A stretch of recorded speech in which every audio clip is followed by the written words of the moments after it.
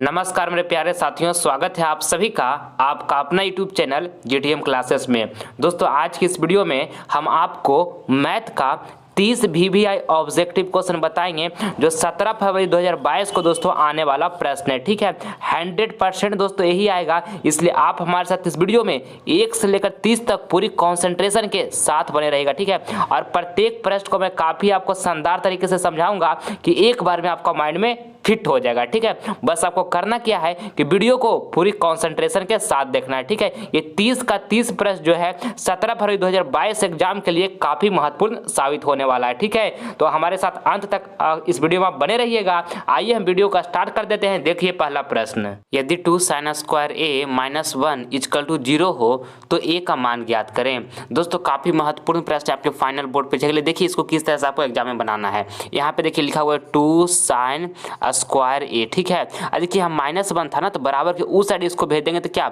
+1 हो जाएगा, कोई दिक्कत। अब देखिए आगे, अब यहाँ से हम करेंगे कि साइन स्क्वायर ए और 2 यहाँ पे गुना था तो बराबर के उस साइड ले जाते हैं तो भागा में हो जाएगा, कोई दिक्कत यहाँ तक। अब देखिए यहाँ पे लिखेंगे साइन स्क्वायर था तो स्क्वायर को हम बराबर के उस साइड भेज देंगे तो इस साइड आएगा तो यहाँ पे अंडर रूट इस तरह से चढ़ जाएगा।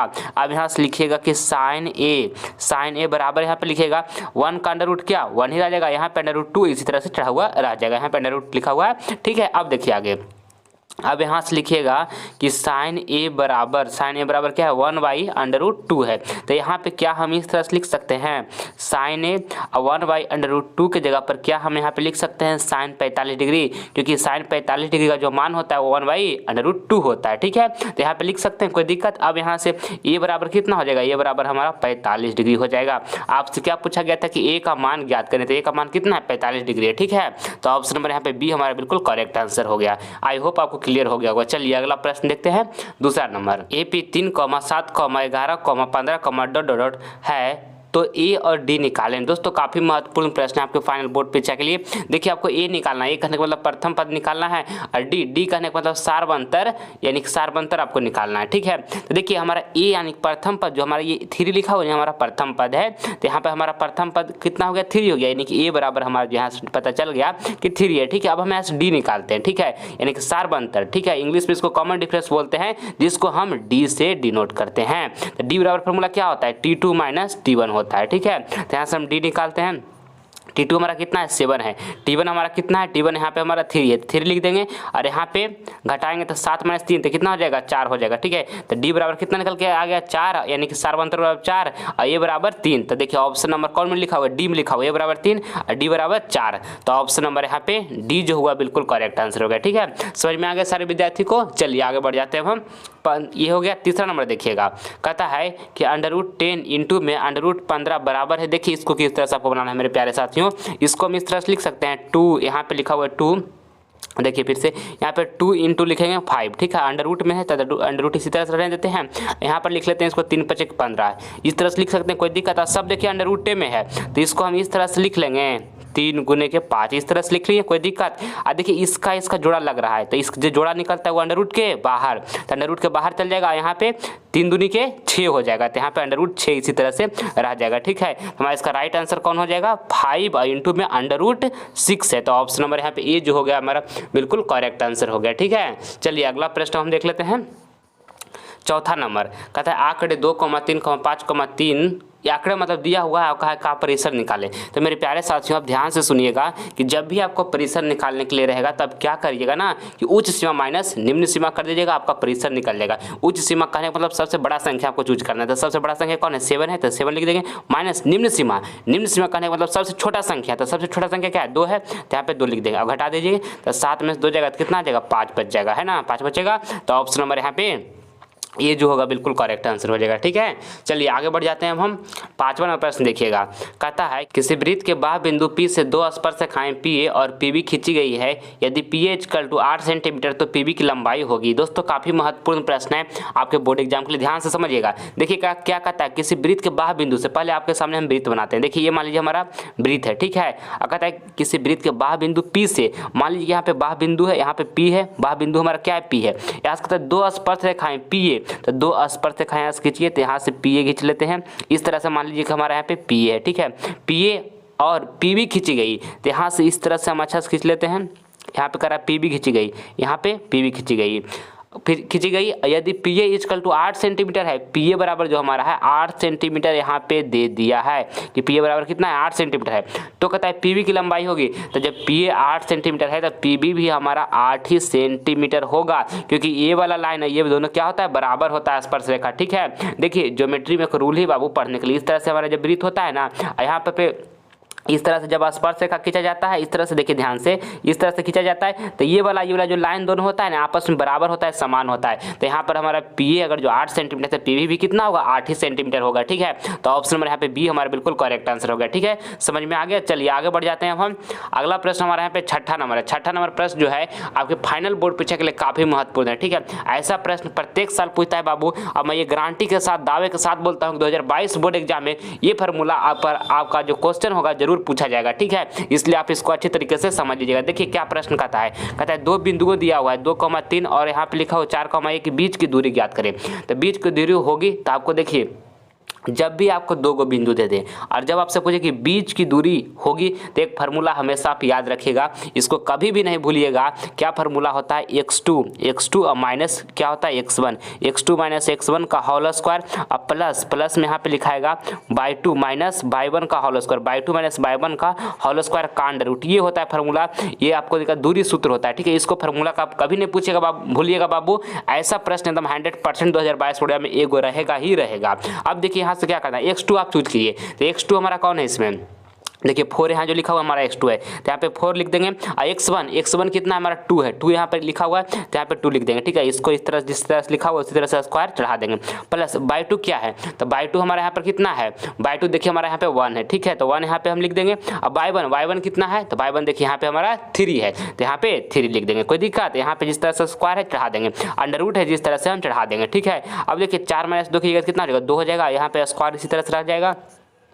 और 1 माइनस 3 की जगह कितना हो जाएगा -2 हो जाएगा, तो -2 लिख देंगे। और यहाँ पे स्क्वायर है उसी तरह से हम चढ़ा देंगे। ठीक है, अंडर रूट इसी तरह से लिख देंगे। अब आगे देखिए 2 का स्क्वायर कितना हो जाएगा 4 हो जाएगा। अब -2 का भी स्क्वायर करेंगे तो कितना होगा 4 ही होगा। ठीक है, अब अंडर रूट इसी तरह से चढ़ा देंगे। अब यहाँ से 4 क्या हो जाएगा 8 हो जाएगा। इसको हम किस तरह से लिख सकते हैं, इसको हम इस तरह से लिख सकते हैं, हाँ लिख सकते हैं। तो ऑप्शन हमारे यहाँ पर जो बी होगा हमारा बिल्कुल करेक्ट आंसर हो जाएगा। किसी विद्यार्थी को समझने में कोई दिक्कत नहीं हुआ होगा। चलिए आगे बढ़ जाते हैं हम 7 नंबर प्रश्न। दोस्तों इस वीडियो के माध्यम से आपको हम सुपर 30 ऑब्जेक्टिव क्वेश्चन बताएंगे। ये सारा प्रश्न आपके 2022 बोर्ड एग्जाम के लिए काफी महत्वपूर्ण है। ठीक है, और सारे प्रश्न को मैं आपको काफी शानदार तरीके से समझाऊंगा कि एक बार में दोस्तों आपका माइंड में ठीक फिट हो जाएगा। ठीक है, बस आपको करना क्या है, वीडियो को पूरी कंसंट्रेशन के साथ देखना है। ठीक है, ये देखिए 30 में से बहुत सारे प्रश्न जो होंगे आपको 17 फरवरी को पेपर में बाबू हूबहू जाकर लड़ेगा, ये मेरा गारंटी है, मतलब गारंटी। ठीक है, इसलिए वीडियो में आप हमारे साथ शुरू से लेकर अंत तक बने रहिएगा, एक प्रश्न भी इस वीडियो का आप स्किप नहीं कीजिएगा। ठीक है, चलिए अब हम देखते हैं 7 नंबर प्रश्न। कहता है कि गोला के संपूर्ण पृष्ठीय क्षेत्रफल निम्न में से कौन होगा अगर त्रिज्या r है। तो आपको बताना है कि गोला के संपूर्ण पृष्ठ का क्षेत्रफल क्या होता है, तो 4 पाई r स्क्वायर होता है, 4 पाई r स्क्वायर होता है। आपको इसको याद कर लेना है। ठीक है, ऑप्शन नंबर यहाँ पे सी जो होगा बिल्कुल करेक्ट आंसर हो गया। चलिए आगे बढ़ते हैं हम 8 नंबर प्रश्न। कहता है कि निम्न में कौन अलग है, बताइए निम्न में कौन अलग है। तो देखिए ऑप्शन एम लिखा हो कितना 3/5, तो 3/5 को हम p/q के रूप में लिख सकते हैं, यानी कि हमारा जो ऑप्शन एम लिखा है परिमेय संख्या है, जिसको हम p/q के रूप में लिख सकते हैं बाबू, उसे हम परिमेय संख्या बोलते हैं। और जिसको हम p/q के रूप में नहीं लिख सकते हैं उसे हम अपरिमेय संख्या बोलते हैं। ठीक है, इस बात को आपको ध्यान में रखना है। देखिए ऑप्शन में जो 3/5 लिखा हुआ p/q के रूप में हम लिख सकते हैं, तो ये हमारा क्या परिमेय संख्या है।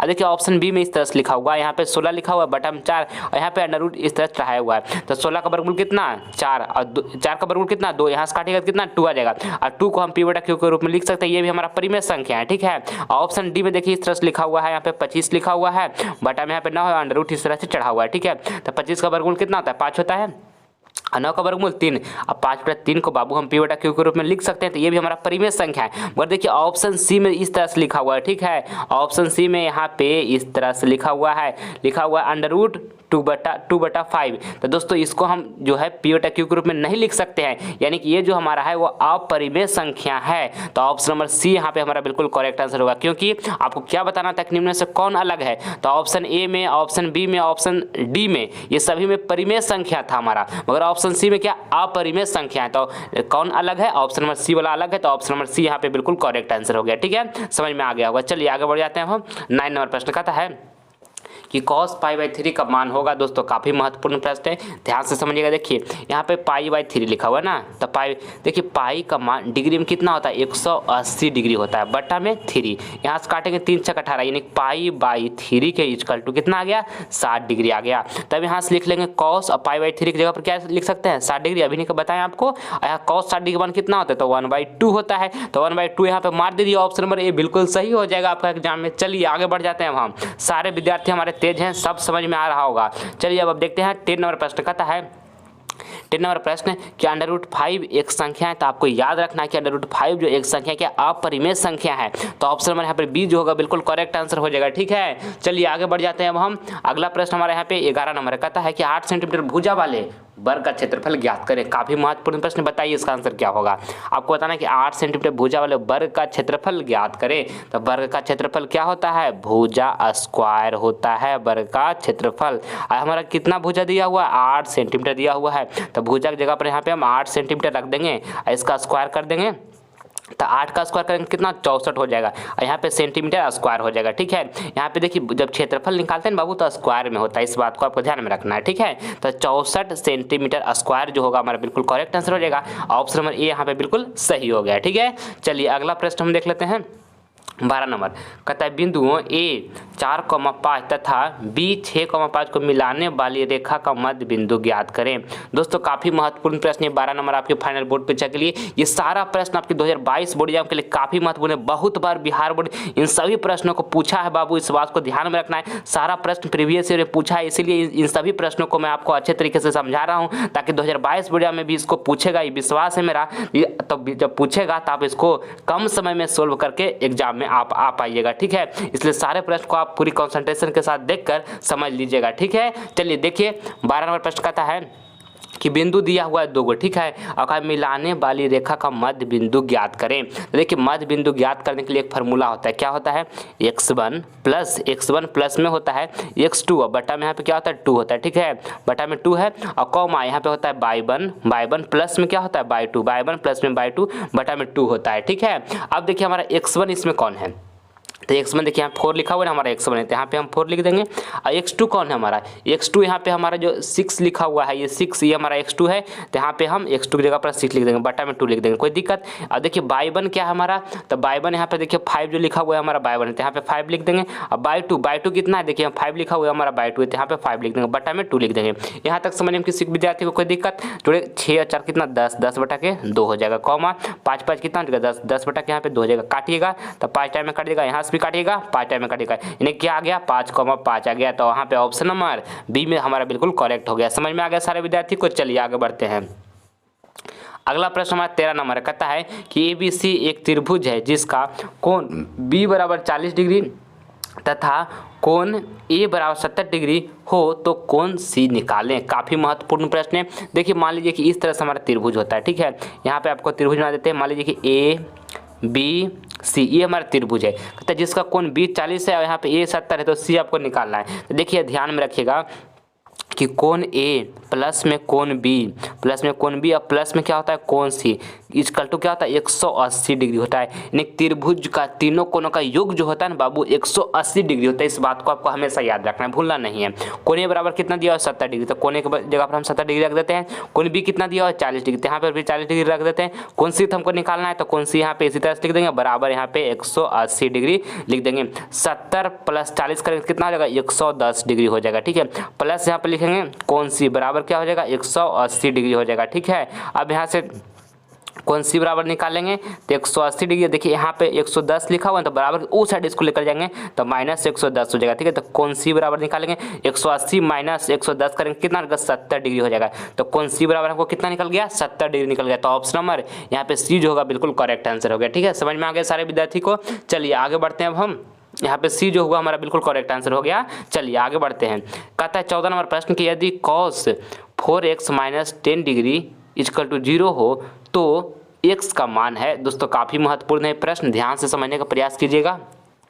देखिए यहाँ पे हम इस तरह से लिख सकते हैं कॉस यहाँ पे लिख सकते हैं 4x माइनस यहाँ पे लिख लेंगे कितना 10 डिग्री। इस तरह से हम इसको अच्छे तरीके से लिख लिए, कोई दिक्कत। अब देखिए यहाँ पे जीरो लिखा हुआ है ना, तो जीरो की जगह पे हम cos 90 डिग्री लिख सकते हैं, क्योंकि cos 90 डिग्री का जो मान होता है वो जीरो होता है, ठीक है। अब देखिए यहाँ से हम क्या हो जाएगा, फिर यहाँ से हो जाएगा 4x माइनस 10 डिग्री, अब बराबर कितना हो जाएगा 90 डिग्री, ठीक है। अब हमें यहाँ से x का मान ज्ञात करना है ना, तो यहाँ से x का मान निकालते हैं। देखिए माइनस 10 डिग्री बराबर के उस साइड जाएगा तो क्या हो जाएगा 90, प्लस जाकर बराबर के उस साइड में होगा तो 90 प्लस 10 की जगह कितना 100 हो जाएगा ना। समझ रहे होंगे सारे विद्यार्थी। x बराबर निकालेंगे तो यहाँ पर क्या हो जाएगा 4 यहाँ गुना था बराबर के उस साइड जाएगा भागा में हो जाएगा। x बराबर निकालेंगे यहाँ पर काटेगा के 25 चौके 100, ये हमारा x बराबर कितना गया 25 डिग्री आ गया। तो ऑप्शन नंबर यहाँ पे जो कौन बी जो होगा बिल्कुल करेक्ट आंसर होगा जाएगा। समझ में आ गया। चलिए आगे बढ़ते हैं। अब 15 नंबर प्रश्न, 50x इक्वल टू 10 हो तो 10 माइनस एक्स बराबर होगा। दोस्तों काफ़ी महत्वपूर्ण प्रश्न है आपके फाइनल बोर्ड परीक्षा 2022 के लिए। देखिए इसको आपको किस तरह से बनाना है, ठीक है।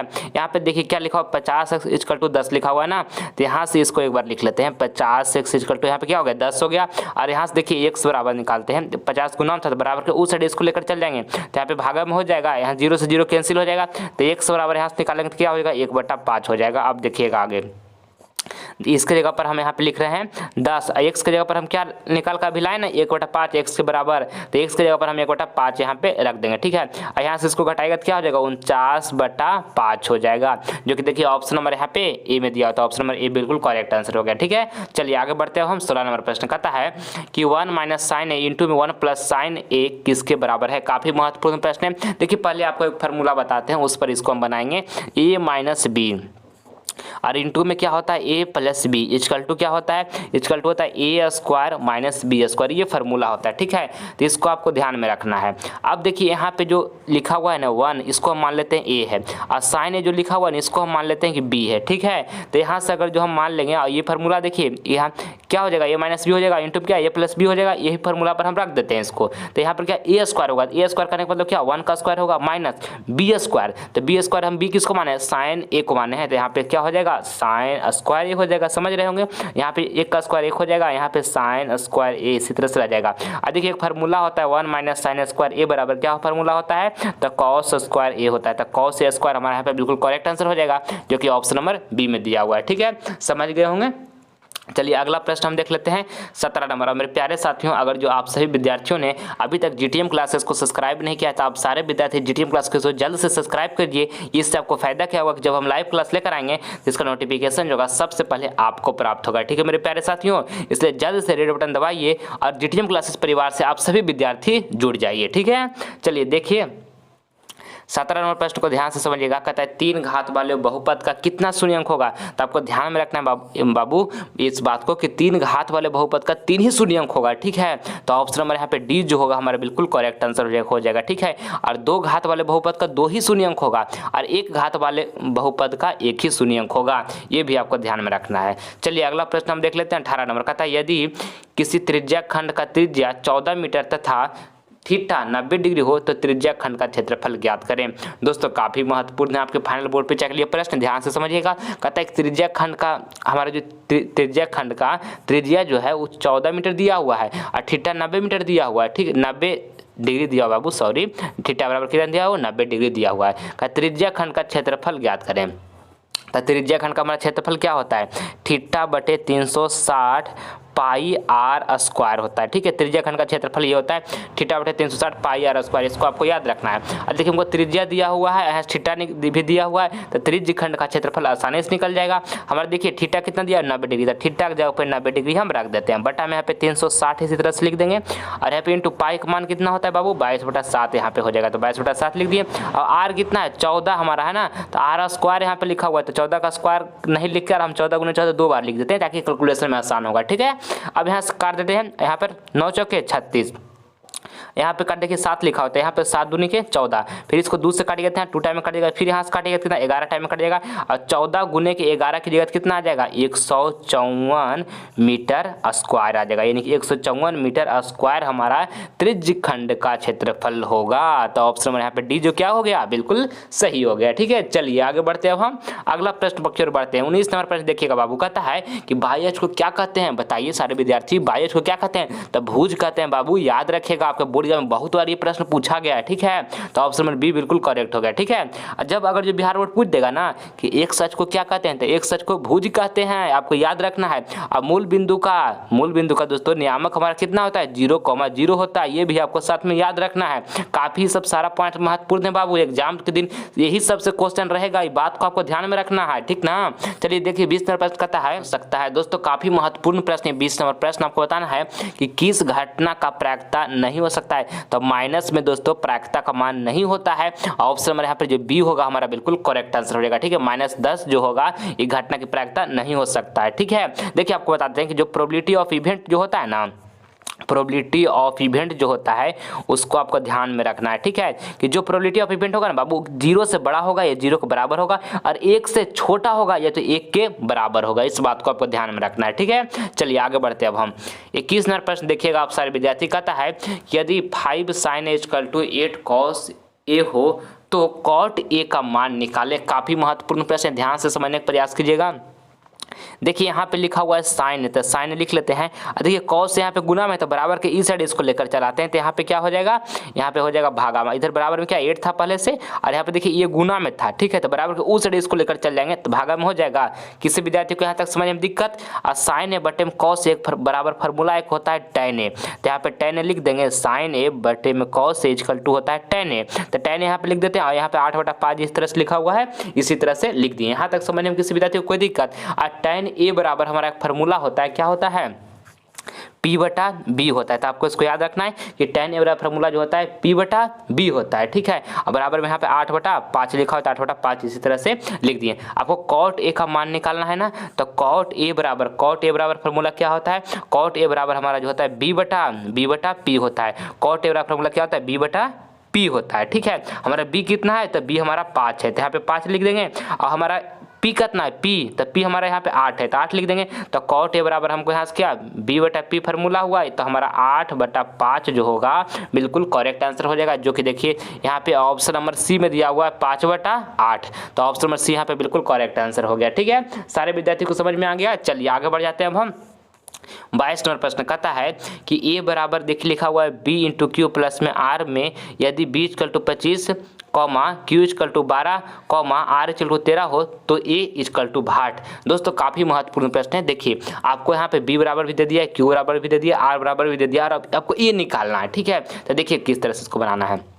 यहाँ से A बराबर लिख लेंगे। अब B हमारा कितना दिया हुआ है, यहाँ पे B हमारा यहाँ पे दिया हुआ है 25, तो B की जगह पर हम यहाँ पे 25 लिख देते हैं, इनटू Q कितना दिया, Q 12 दिया, तो यहाँ पर हम 12 लिख देते हैं। अब प्लस यहाँ पे लिख ले, R कितना दिया 13, तो यहाँ पे 13 लिख लेते हैं। और A का ना हमको मान निकालना है, तो A बराबर निकालते हैं। पहले आपको गुना करना है। ठीक है, तो यहाँ पर 25 × 12 करेंगे तो कितना हो जाएगा 300 हो जाएगा। प्लस यहाँ पर कितना लिख लेंगे 13 लिख लेंगे। A बराबर निकालेंगे तो 300 और प्लस 13 करेंगे तो कितना हो जाएगा 313 हो जाएगा। तो A बराबर हमको 313 आ गया, जो कि देखिए ऑप्शन नंबर सी में दिया हुआ है, तो ऑप्शन नंबर सी यहाँ पे बिल्कुल हमारा करेक्ट आंसर हो गया। ठीक है, चलिए आगे बढ़ते हैं। अब हम अगला प्रश्न देखते हैं। 23 नंबर कहता है कि 3 + √3 माइनस √3 निम्न में से कौन सी संख्या है। तो देखिए इस तरह से लिखा हुआ है ना 3, यहाँ पे √3 लिखा, माइनस √3 लिखा है, तो ये प्लस और माइनस दोनों कैंसिल हो जाएगा, प्लस √3 माइनस √3 दोनों कैंसिल हो जाएगा, तो बचेगा 3, और 3 को हम P/Q के रूप में लिख सकते हैं। तो हमारा 3 जो होगा निम्न में से कौन सी संख्या होगा, परिमेय संख्या होगा।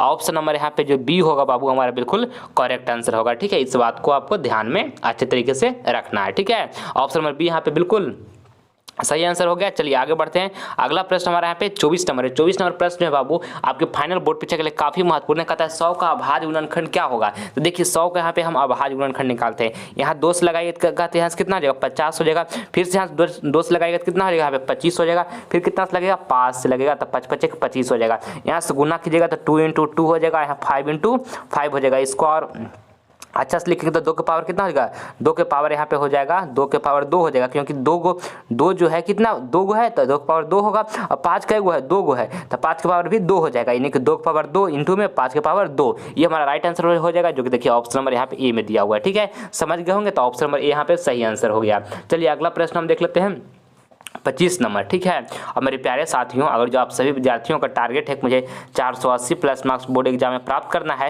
तो हर हालत में 2022 बोर्ड एग्जाम में दोस्तों ये अंक को जो आपका टारगेट है इससे अचीव कर ही रहिएगा। ठीक है, ऐसा विचार माइंड में मत लाइएगा बाबू हमारा तैयारी नहीं हुआ है, हमारा अच्छा तरीके से प्रिपरेशन नहीं हुआ, तो हम एग्जाम में कैसे अच्छे तरीके से परफॉर्मेंस कर पाएंगे, अच्छा हम कर पाएंगे या नहीं कर पाएंगे, हमारा एग्जाम अच्छा जाएगा कि नहीं जाएगा, तो सब अच्छा होगा बाबू। आप अपने तरफ से पूरा बेस्ट दीजिए, जितना आपके पास समय बचा हुआ है वो सारे जितना अभी तक आप पढ़े उस सारे सब्जेक्ट को बारीकी से रिवीजन कीजिए और आगे आप बहुत अच्छा कर पाइएगा। ठीक है, हिम्मत नहीं हारना है बाबू, ठीक है ना, हिम्मत कभी भी जिंदगी में नहीं हारना है। अभी तो आपके पास मैट्रिक का एग्जाम है ना, मैट्रिक का एग्जाम शानदार तरीके से प्रदर्शन कीजिए और जीवन में खूब तरक्की करना है, खूब आगे बढ़ना है। जो माँ और पिता आपसे सपना देखें आपके बारे में, जो आपसे आशा लगाए हुए बैठे हैं, आपसे उम्मीद लगाए हुए बैठे हैं माता पिता, उन सभी को दोस्तों आशा को आपको क्या करना है, पूरा करना है। ठीक है, तो अभी तो आपके सामने मैट्रिक का एग्जाम है, तो शानदार प्रदर्शन सारे विद्यार्थी हमारे करेंगे, एकदम जमकर तैयारी है सारा विद्यार्थी का। और जितना पढ़े बाबू बार बार रिवीजन कीजिए, और बार बार मैं आपको एक बात बता रहा हूँ कि हिम्मत किसी विद्यार्थी को हारना नहीं है, कि हमारा तैयारी अच्छे तरीके से नहीं हुआ है, हमारा एग्जाम कैसा जाएगा,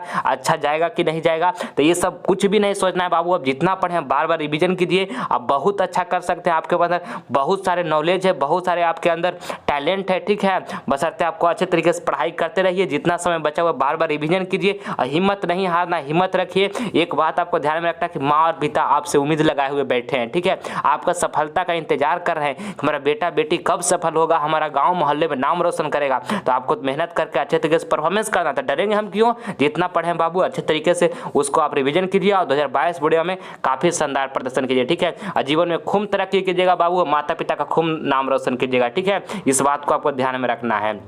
और मान के लिए आपको सब्जेक्टिव का तैयारी नहीं हुआ तो डिस्क्रिप्शन में लिंक दिया हो बाबू, वहाँ पे आप जाकर देख लीजिए, नहीं तो प्लेलिस्ट में भी जाकर आप देख सकते हैं। दो संख्याओं a और 18 का लसा 36 तथा मसा 2 है, तो a का मान है। दोस्तों काफ़ी महत्वपूर्ण प्रश्न है आपके फाइनल बोर्ड परीक्षा के लिए, आपको बताना है। देखिए दो संख्याओं दे दिया है a और 18, और लसा 36 दे दिया और मसा 2 दिया, और कहा है कि a का मान है। देखिए इसको किस तरह से आपको बनाना है। एक फार्मूला आता है, आप इसको याद रखिएगा, लासा गुने में दोस्तों क्या होता है, मासा। ठीक है, लासा गुने में मासा बराबर क्या होता है, पहली संख्या गुने में दूसरी संख्या होता है। ठीक है, ये फार्मूला याद रखिएगा। ठीक है, क्या होता है फार्मूला, लासा गुने मासा इक्वल टू क्या होता है, पहली संख्या गुने दूसरी संख्या है। तो देखिए लासा हमारा कितना दिया हुआ है 36, तो लासा की जगह पे 36 रख देंगे। अब मासा, तो मासा कितना दिया हुआ 2 दिया, तो मासा की जगह पर 2 रख देंगे। पहली संख्या मान लीजिए कि हमारा ए है। ठीक है, तो पहली संख्या की जगह पर हम a रख देते हैं। ठीक है, और गुने दूसरी संख्या मान लीजिए हमारा 18 है, तो दूसरी संख्या की जगह पर 18 रख देते हैं। और यहाँ से हमको a का मान निकालना है ना, तो a का मान निकालिए, 18 दूनी के 36 और 2 दूनी के कितना हो जाएगा 4 हो जाएगा, यानी कि a बराबर हमारे यहाँ से कितना गया 4 आ गया। तो हमारा a बराबर 4 आ गया, आपका a का मान पूछा गया था, तो ऑप्शन नंबर सी यहाँ पे बिल्कुल करेक्ट आंसर हो गया। ठीक है, चलिए अगला प्रश्न हम देख लेते हैं 26 नंबर। 6 सेंटीमीटर त्रिज्या वाले अर्धवृत्त का कुल परिमिति होगी। दोस्तों काफी महत्वपूर्ण प्रश्न 26 नंबर। देखिए कहता है कि 6 सेंटीमीटर त्रिज्या वाले अर्धवृत्त की कुल परिमिति होगी। तो देखिए अर्धवृत्त का कुल परिमिति क्या होता है, देखिए अर्धवृत्त जो हमारा होता है ना, इस तरह से होता है अर्धवृत्त हमारा। ठीक है, इसका कुल परिमिति क्या होगा, तो यहाँ से लेकर यहाँ तक जो होता है ना बाबू, ये हमारा पाई आर यहाँ तक यहाँ होता है, यहाँ तक देखिए एक रेडियस है, यहाँ से लेकर यहाँ तक एक रेडियस है, यानी कि आर प्लस आर कितना हो जाएगा 2r हो जाएगा। यहाँ से r को कॉमन ले लेंगे तो क्या बचेगा पाई प्लस 2, यहाँ पे r कॉमन ले लिए, यानी कि अर्धवृत्त का हमारे कुल परिमिति होगा वो पाई प्लस 2 इंटू में r होगा। r कितना दिया हुआ है 6 सेंटीमीटर दिया हुआ है, तो यहाँ पर लिख लेंगे पाई प्लस 2 और r की जगह पर कितना रख देंगे 6 सेंटीमीटर रख देंगे। ये दोस्तों हमारे यहाँ पर क्या हो गया, अर्धवृत्त का कुल परिमिति हो गया। तो ऑप्शन नंबर देखिए कौन में दिया हुआ है, पाई प्लस 2 इंटू में 6 सेंटीमीटर, बी में दिया हुआ है। तो ऑप्शन नंबर बी यहाँ पे हमारा बिल्कुल सही आंसर हो गया। ठीक है, समझ में आ गया। चलिए अगला प्रश्न हम देख लेते हैं 27 नंबर कहता है किसी घटना ई के लिए पीई प्लस में पीई डैश इक्वल टू भाट। दोस्तों काफ़ी महत्वपूर्ण प्रश्न 27 नंबर आपको बताना है किसी घटना ई के लिए यानी प्रोबेबिलिटी ऑफ इवेंट होने का नहीं होने का जो सम होता है वो क्या होता है। तो याद रखिएगा कि प्रोबेबिलिटी ऑफ इवेंट यानी घटना होने का और घटना नहीं होने का जो सम होता है योग होता है 1 होता है। ठीक है, तो ऑप्शन नंबर यहाँ पे बी जो होगा हमारा बिल्कुल करेक्ट आंसर हो जाएगा। ठीक है, चलिए अगला प्रश्न हम देख लेते हैं। 28 नंबर कहता है बिंदु 4, किस चतुर्थांश में होगा। तो देखिए पहले आपको हम चतुर्थांश बता देते हैं, इसको याद रखिएगा। इसमें से एक प्रश्न जरूर रहेगा बिहार बोर्ड 2022 बोर्ड एग्जाम में। ठीक है, इस बात को हमारा ध्यान रखिएगा। देखिए फर्स्ट क्वाड्रेंट में जो होता है उसमें क्या होता है बताइए, प्लस कॉमा प्लस होता है। ठीक है, और देखिए सेकेंड क्वाड्रेंट में जो होता है, सेकेंड क्वाड्रेंट में उसमें क्या होता है, माइनस कॉमा प्लस होता है। ठीक है, और जो थर्ड क्वाड्रेंट होता है, थर्ड क्वाड्रेंट उसमें क्या होता है, माइनस कॉमा माइनस होता है। और जो फोर्थ क्वाड्रेंट होता है उसमें क्या होता है, तो प्लस कॉमा माइनस होता है। ठीक है, ये देखिए और आपको क्या बताना है कि 4, किस चतुर्थांश में होगा। तो कौन चतुर्थांश में होगा, पहले प्लस इसके बाद माइनस है, तो देखिए यानी चतुर्थ में होगा। तो ऑप्शन नंबर यहाँ पे डी जो होगा हमारा बिल्कुल करेक्ट आंसर रहेगा। ठीक है, कोई एक इसमें जरूर रहेगा 2022 बोर्ड में बाबू, इस बात को हमारा ध्यान रखिएगा जब अब एग्जाम देकर आइएगा तब। ठीक है, इसलिए इसको आप अच्छी तरीके से याद कर लीजिए। चलिए आगे बढ़ जाते हैं हम। 29 नंबर प्रश्न देखिएगा, कहता है cos 60 डिग्री इंटू में लिखा हुआ है cos 30 डिग्री और लिखा माइनस साइन 60 डिग्री इंटू में लिखा हुआ है साइन 30 डिग्री का मान होगा।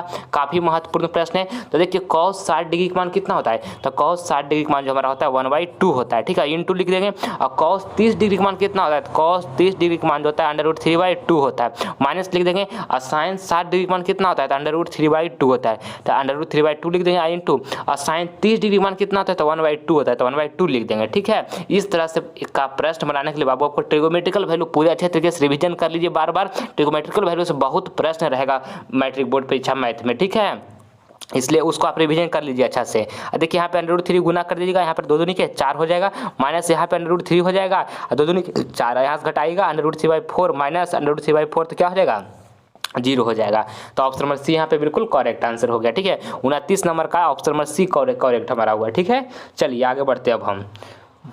अगला प्रश्न हमारा यहाँ पे है 30 नंबर कहता है बिंदु x, y की दूरी मूल बिंदु से है। तो ये फार्मूला होता है बाबू कि जब एक बिंदु दे देगा और दूरी मूल बिंदु से पूछेगा तो इसके लिए एक फार्मूला क्या होता है, √x² प्लस में y² होता है। ठीक है, √x² प्लस में y² होता है। ये फार्मूला की याद रखिएगा, काफी महत्वपूर्ण है। ऑप्शन नंबर यहाँ पे बी जो होगा बिल्कुल करेक्ट आंसर हो गया। आइए अगला प्रश्न जो आपका HW का प्रश्न है, ये प्रश्न आप सभी विद्यार्थियों को मैं होमवर्क में दे रहा हूँ, इसका जवाब कमेंट बॉक्स में दीजिएगा जो आंसर आपको सही लगेगा। देखिए बताना है प्रश्न में कि बिंदु -4, 5 किस चतुर्थांश में होगा, प्रथम, द्वितीय, तृतीय, चतुर्थ। तो बताइएगा कमेंट बॉक्स में, आप सभी का कमेंट का हम प्रतीक्षा करेंगे। और इस वीडियो के माध्यम से आपको कुछ सीखने को मिला है तो इस वीडियो को दिल से आप लाइक करें और ज़्यादा से ज़्यादा इस वीडियो को अपने फ्रेंड के पास भी शेयर करें ताकि इस वीडियो के माध्यम से आपका फ्रेंड भी कुछ नॉलेज ग्रहण कर सके। मैथ में दोस्तों सभी को भी प्रॉब्लम हो रहा है तो ज़्यादा से ज़्यादा इस वीडियो को अपने फ्रेंड के पास शेयर करें। जो आपको भाई बहन 10th क्लास में पढ़ते हैं उनके पास भी वीडियो शेयर करें। और जो अभी तक आप सभी विद्यार्थियों ने GTM क्लासेस को सब्सक्राइब नहीं किया तो जल्द से सब्सक्राइब कर लीजिए। इससे आपको फायदा क्या होगा, जब हम लाइव क्लास लेकर आएंगे तो इसका नोटिफिकेशन जो होगा सबसे पहले आपको प्राप्त होगा। ठीक है, अब आपको हिम्मत नहीं हारना है, जो ठान लिए उसको करके दिखाना है। ठीक है ना, मंजिल को अपना मान लिया तो अब मुश्किल के आसान क्या, जब ठान लिया तो ठान लिया। 480 प्लस मार्क्स आप ठान लिए बाबू तो लाकर ही छोड़ना है, चाहे जितना मेहनत करना पड़े, जितना समय बचा हुआ बाबू सारे पॉइंट्स को रिवीजन कर जाइए जो पॉइंट आप पहले पढ़ चुके हैं। और हिम्मत नहीं हारना है, हिम्मत रखना है अपने आप में बाबू, हिम्मत सबसे बड़ी ताकत होती है। इसलिए आप सभी विद्यार्थी मन से तैयारी कीजिए और जितना समय बचा हुआ उसको बार बार सभी पॉइंट्स को रिवीजन कीजिए। ठीक है, मिलते हैं हम आपसे अगले वीडियो में, तब तक के लिए जय हिंद जय भारत।